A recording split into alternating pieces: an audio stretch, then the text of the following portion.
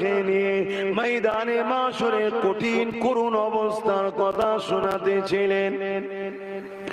ওই মাহফিলে হযরত মাওলা আলী শেরে খোদা রাদিয়াল্লাহু তাআলা তিনি উপস্থিত ছিলেন।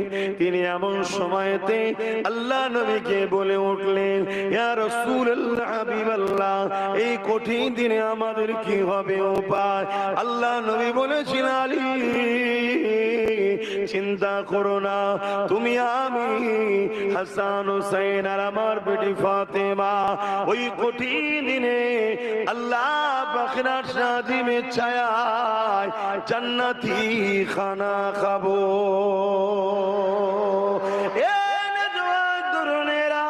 এই কথাটা শুনে হযরত মাওলা আলী বলেছিলেন, ইয়া রাসূলুল্লাহ ইয়া হাবিবাল্লাহ, বিয়াদবি মাফ করবেন, আর একটু কথা